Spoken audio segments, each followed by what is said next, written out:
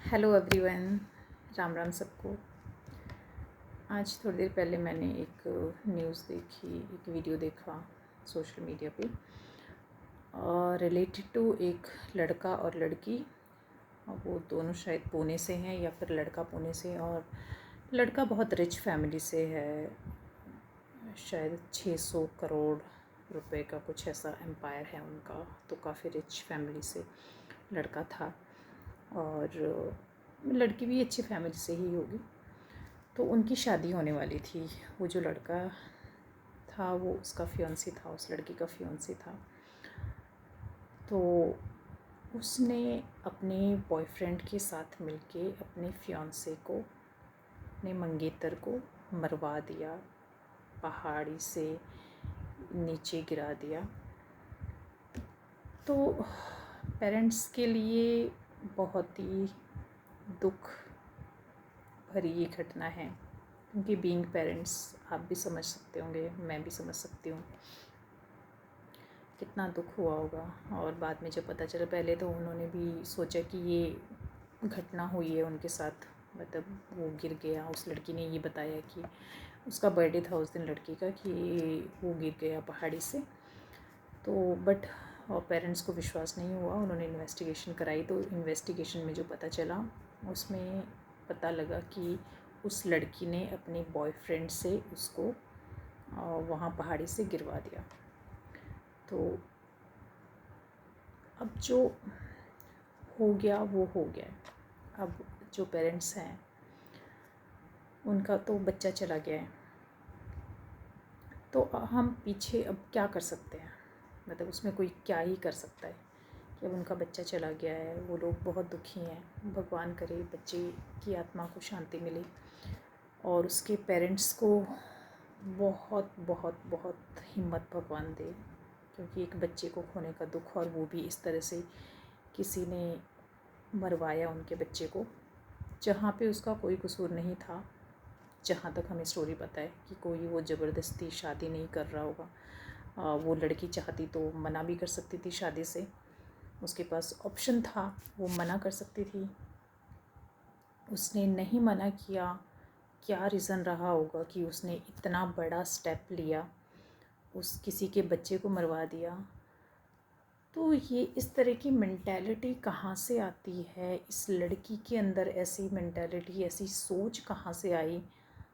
हम किसी को एक हर्टिंग शब्द बोलने से पहले भी बहुत सोचते हैं कि मैं, या कभी अगर बातों बातों में हम कुछ ऐसा बोल देते हैं तो बाद में हमें फ़ील होता है, उस चीज़ को हम बहुत देर तक सोचते हैं कि ओ कहीं मैंने ऐसा बोल के उसको हर्ट तो नहीं किया, कहीं इसको बुरा तो नहीं लगा। और ये लोग मीन्स मर्डर करवा रहे हैं दूसरों का, किसी के बच्चे को मार रहे हैं, किसी के बच्चे को मरवा रहे हैं। तो ये ऐसी सोच कहाँ से आ रही है? हैरानी होती है इन बातों को सुन के। अब तुझे शादी नहीं करनी थी, तू मना कर देती, तू उस लड़के के साथ भाग जाती, तो अपने पेरेंट्स से लड़ती कि मुझे उस लड़के से शादी नहीं करनी है, अपने बॉयफ्रेंड से शादी करनी है, तो कुछ भी करती। बट इतना बड़ा तू लड़के को समझाती, लड़के से बात करती कि मुझे तुमसे शादी नहीं करनी है, मुझे तुम पसंद नहीं हो, मैं किसी और लड़के को पसंद करती हूँ, या बहुत सारी चीज़ें वो कर सकती थी, बजाय उसको मारने के। ये इतना बड़ा स्टेप कैसे ये लोग उठा रहे हैं? और कैसे उसका बॉयफ्रेंड, उसने भी अपनी बुद्धि का इस्तेमाल नहीं किया, उसकी बातों में आके किसी को मार दिया, किसी लड़के को मार दिया। क्यों? वो किसी का बच्चा नहीं है? तो ये ऐसी मेंटेलिटी कहाँ से आ रही है, समझ में नहीं आ रहा है।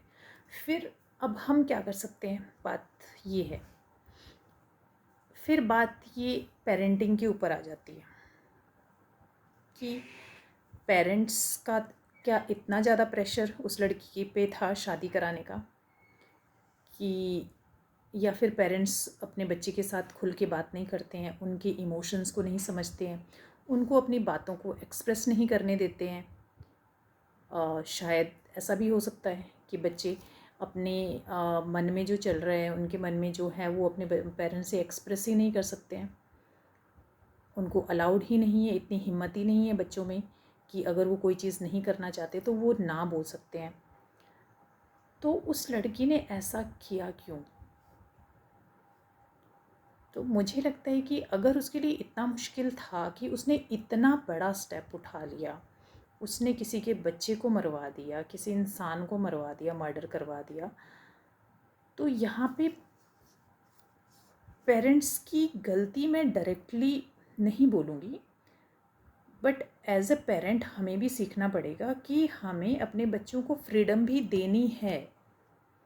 हमारा काम बच्चों की केयर करना है, उनकी पढ़ाई लिखाई का ध्यान रखना है, उनका पालन पोषण करना है, लेकिन हम बच्चों के ठेकेदार बन के हमेशा के लिए नहीं रह सकते। जब बच्चे मैच्योर हो जाते हैं, एडल्ट हो जाते हैं, उनको भी फ्रीडम दो अपनी चॉइस लेने का, अपने डिसीजंस लेने का, अपनी गलतियों से सीखने का, या अपने विचारों को, अपनी सोच को एक्सप्रेस करने का, कि एटलीस्ट आपके साथ वो उनके मन में क्या चल रहा है, वो किस परेशानी से गुजर रहे हैं, एटलीस्ट वो आपके साथ शेयर कर सकें। मैं पेरेंट्स से, आप में से जो भी मेल फीमेल जो भी मेरी वीडियो देख रहा है, मैं उनसे यही कहना चाहती हूँ कि अगर आप भी पेरेंट्स हो मेरी तरह, क्योंकि मैं भी एक पेरेंट हूँ, मेरे 2 बच्चे हैं, एक बेटा एक बेटी, तो ये बात मुझे भी परेशान कर रही है क्योंकि हम लोग इसी सोसाइटी में रहते हैं, हमारे बच्चे इसी सोसाइटी में रहते हैं जहाँ पे ये सब चीज़ें हो रही हैं।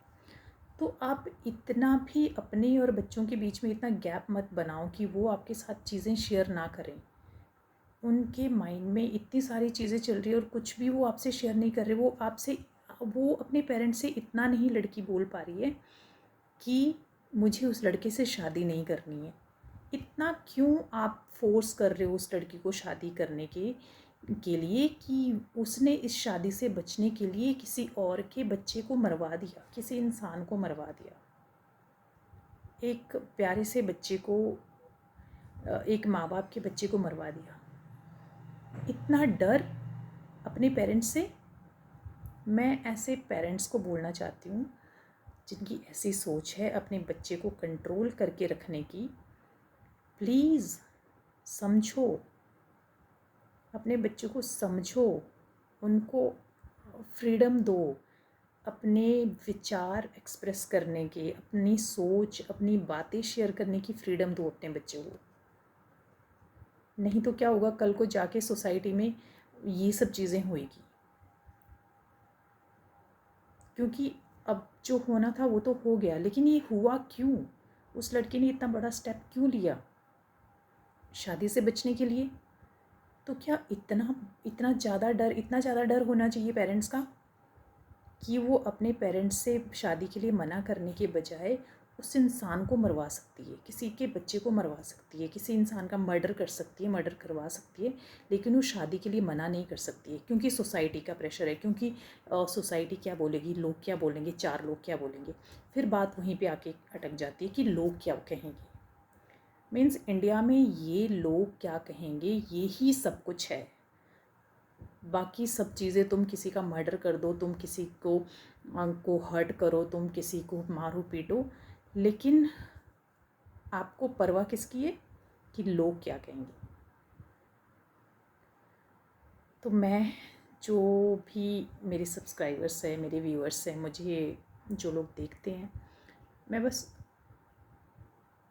यही चीज़ शेयर करना चाहती हूँ कि जो होना था वो हो गया, उस लड़की ने वो करवा दिया, हो गया, किसी का बच्चा चला गया, कोई लोग बहुत दुखी हैं जिनका बच्चा चला गया। हम कुछ नहीं कर सकते बिना प्रेयर के, बिना भगवान से उनके लिए शांति मांग सकते हैं, हिम्मत मांग सकते हैं, और इसके अलावा हम क्या कर सकते हैं। लेकिन इसके अलावा हम एज़ पेरेंट्स ये कर सकते हैं कि हम अपने बच्चों को समझें, हम अपने बच्चों को फ्रीडम दें, अपने विचार, अपनी बातें हमसे शेयर करने की फ्रीडम दें, अपने चॉइसेस, अपने डिसीजंस लेने की फ्रीडम दें, उनका ख्याल रखें, उनकी पढ़ाई लिखाई का ख्याल रखें, उनके एक गाइड बने, एक फ्रेंड बने, उनको अच्छी सलाह दें, लेकिन उनको इतना कंट्रोल मत करो कि वो आपसे हर चीज़ छुपाएं और फिर ऐसी चीज़ें सामने आती हैं। सो ये चीज़ मेरे मन में थी तो मैंने आपसे डिस्कस कर लिया।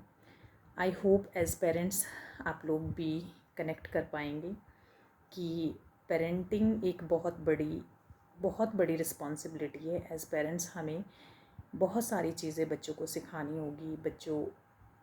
बच्चों को सिखानी क्या होगी, बच्चे हमारे बिहेवियर से ही सीखते हैं। जैसा हम बिहेव करेंगे, जैसा हमारा बिहेव है, हमारी बोलचाल, हमारा रहने का तरीका, बच्चे उसी चीज़ से सीखते हैं। और बस बट एक इंडियन पेरेंटिंग के अंदर जो चीज़ मैंने देखी है, मैंने फ़ील की है, हमारी ट्रेडिशनल पेरेंटिंग में जो चीज़ है कि हम लोग आई थिंक इसको अथॉरिटेटिव पेरेंटिंग बोलते हैं, कि हम बच्चों को कंट्रोल करना चाहते हैं। मीन्स अगर आपका बच्चा आपके पूरे कंट्रोल में है, इट मीन्स कि आप बहुत अच्छी पेरेंटिंग कर रहे हो। इंडियन मेंटालिटी के हिसाब से और ट्रेडिशनल पेरेंटिंग जो है उसके हिसाब से हमारे बच्चे अगर हमारे कंट्रोल में हैं तो आप बहुत अच्छे पेरेंट्स हो और आपके बच्चे बहुत अच्छे बनेंगे। मैं ऐसा नहीं मानती। आपको बच्चों को कंट्रोल नहीं करना है, आपको बच्चों को राइट एजुकेशन देनी है, उनको रूल्स बनाने हैं, उनकी लिमिट्स बनानी है, लेकिन उसको बताना भी है कि क्यों रूल्स फॉलो होने चाहिए। उनकी सेफ्टी का ध्यान रखो, पढ़ाई लिखाई का ध्यान रखो, उनको बोलने की आज़ादी दो, खुद को एक्सप्रेस करने की आज़ादी दो, ताकि बच्चे हमसे चीज़ें छुपाएं ना, हमसे शेयर करें। अदरवाइज़ अगर आप उनकी बात को इग्नोर करोगे, नहीं सुनोगे, तो आपसे वो शेयर करना बंद कर देंगे। तो सब लोग, मैं भी पेरेंट्स हूँ, आप लोग भी पेरेंट्स हो, जो ये चीज़ें हो रही हैं, हम बस इतना कर सकते हैं कि अपने बच्चों को अच्छी वैल्यूज़ दें, अच्छे संस्कार उनको दें, खुद भी डिसिप्लिन लाइफ जिएं ताकि वो हमें फॉलो करें। और सबसे मेन बात कि बच्चों को, जब बच्चे मैच्योर हो जाते हैं, 18 साल से ऊपर हो जाते हैं या 18 साल से नीचे भी है, तो उनको अपने विचारों को एक्सप्रेस करने की आज़ादी दो, ताकि वो कल को उन्हें जो बात शेयर करनी है वो आपसे शेयर कर पाएँ। अपने बीच में इस तरह की बॉन्डिंग बनाएं।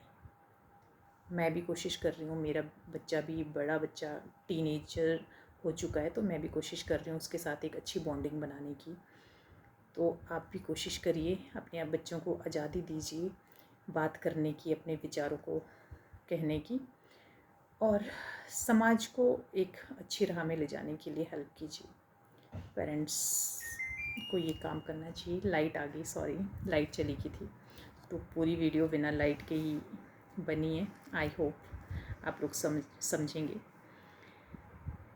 तो ये चीज़ मुझे शेयर करनी थी। तो एज़ पेरेंट्स मैं आप सभी से रिक्वेस्ट करती हूँ कि अपने बच्चों पे ध्यान दीजिए, क्योंकि यही बच्चे आगे जाके हमारी सोसाइटी बनते हैं, हमारी सोसाइटी बनाते हैं। और आज उन दोनों फैमिलीज़ को, जिस फैमिली से वो लड़का बिलोंग करता है, दोनों नहीं कहूँगी मैं, तीनों फैमिलीज़ को कहूँगी, जिस लड़के का मर्डर करवाया है, जिस लड़की ने मर्डर करवाया और जिस लड़के के थ्रू मर्डर करवाया, ये तीनों फैमिलीज़ पे आज क्या बीत रही होगी। उन्होंने कोई किसी को ऐसी एजुकेशन तो नहीं देता है, कोई भी पेरेंट्स किसी बच्चे को मर्डरर बनने की या इस तरह की शिक्षा तो नहीं देता है, उन्होंने भी नहीं दी होगी, तो उनको भी बहुत दुख हो रहा होगा। कोई ऐसा नहीं करता है, लेकिन जाने अनजाने में जो हम ये कंट्रोलिंग टाइप ऑफ पेरेंट्स बनते जा रहे हैं, ये उसके कारण, उसका रिज़ल्ट ये सब हुआ है। हार्श पेरेंटिंग जो होती है, authoritative, I am not sure, authoritative parenting, शायद जो पेरेंट्स बहुत कंट्रोल करना चाहते हैं, ये उसका रिज़ल्ट है। क्योंकि अगर बच्ची अपने पेरेंट्स के साथ कंफर्टेबल होती, उनके साथ अपने माइंड में जो चल रहा है उसको शादी नहीं करनी थी, तो मना कर देती, सिंपल सी बात थी। इसमें किसी को मारने वाली क्या बात थी। तो आई होप कि आप लोग समझेंगे, अपने बच्चों पे ध्यान दीजिए, उनको आज़ादी दीजिए बात करने की, बोलने की, एक्सप्रेस करने की, उनको गाइड कीजिए, और समाज को एक अच्छी राह पे ले जाने में ये एक छोटा सा एफ़र्ट है पेरेंट्स का, जो कि बहुत बड़ा साबित होता है, और जिसकी कई बार बुरे प्रभाव बहुत बुरे होते हैं, जैसा कि इस केस में हुआ है। तो थैंक यू एवरीवन, फिर मिलेंगे। आई होप कि आप लोगों को मेरा वीडियो पसंद आए। बस मन में कुछ चीज़ें आई थी उस वीडियो को देख के, उस न्यूज़ को सुन के, तो लगा कि हम क्या कर सकते हैं। तो मुझे फ़ील हुआ मैं ये बातें आपसे शेयर करूं। तो फिर मिलेंगे नेक्स्ट वीडियो में। थैंक यू, टेक केयर, अपना ध्यान रखिए, अपने बच्चों का ध्यान रखिए। Thank you.